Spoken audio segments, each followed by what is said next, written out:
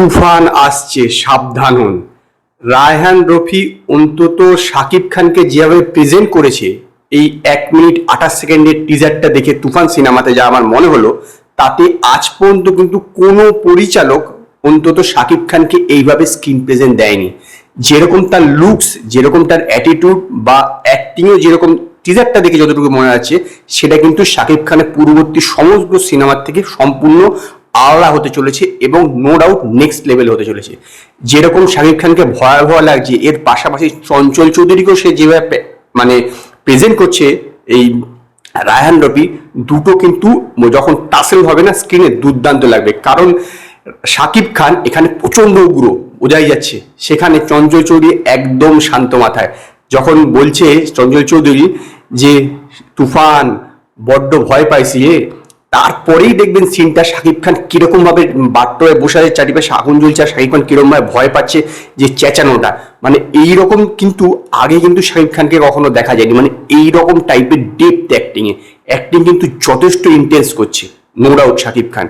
পুরো যে সিনেমাটা আমি যে বলেছিলাম যে এর গল্পটা হতে চলেছে 1990-এর দশকে যে বাংলাদেশে গ্যাংস্টার ছিল সুব্রত গায়েন, তার উপর এইটা কিন্তু একদম বয়ে আছে। কথাগুলো শুনবেন পুরোপুরি কিন্তু বাংলাদেশের মধ্যে, বাংলা ভাষায় সবাই কথা বলছে, কিন্তু কোনো কিন্তু পশ্চিমবঙ্গের বোধহয় কথা বলছে না, পুরোপুরি বাংলা ভাষায় কথা বলছে।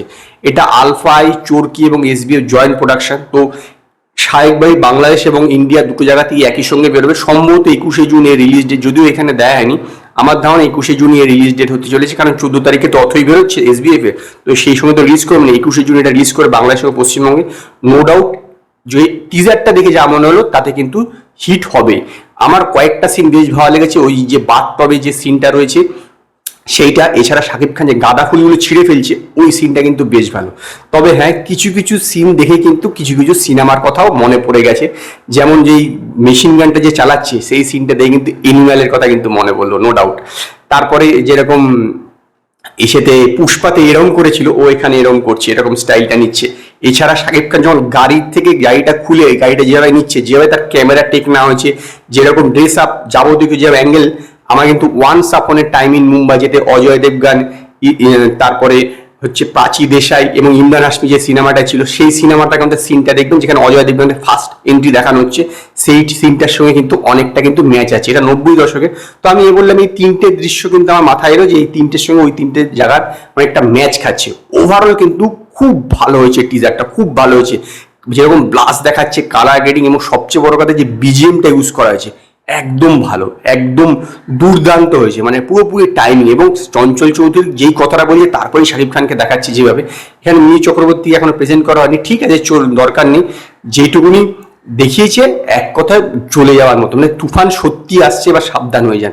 খুব ভালো টিজার হয়েছে, খুব ভালো টিজার হয়েছে। কমার্শিয়াল সিনেমা বাংলায় প্রয়োজন, পশ্চিমবঙ্গ প্রয়োজন, বাংলাদেশেও প্রয়োজন, না হলে কিন্তু ইন্ডাস্ট্রি টিকবে না। এইরকম দরকার, এইরকম কমার্শিয়াল সিনেমা আরও দরকার।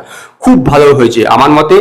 এই টিজারটা দেখে অন্যান্য লোকদেরও কিন্তু এরকম কমার্শিয়াল, মানে অন্যান্য যারা প্রডিউসার কমার্শিয়াল সিনেমা বানানোর দিকে আরো ঝোঁকা উচিত, বোঝা উচিত যে কমার্শিয়াল সিনেমা কতটা মানে জান এনে দিতে পারে মানুষের মধ্যে, কতটা আগ্রহ ক্রিয়েট করতে পারে, কিরকম লেভেল হতে পারে।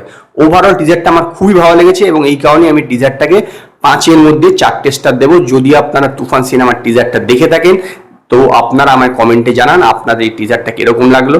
যদি আপনাদের এই ভিডিওটি পছন্দ হয় ভিডিওটিকে লাইক করুন, কমেন্ট করুন, শেয়ার করুন, আর নতুন নতুন আপডেটের জন্য আমার চ্যানেলকে সাবস্ক্রাইব করুন।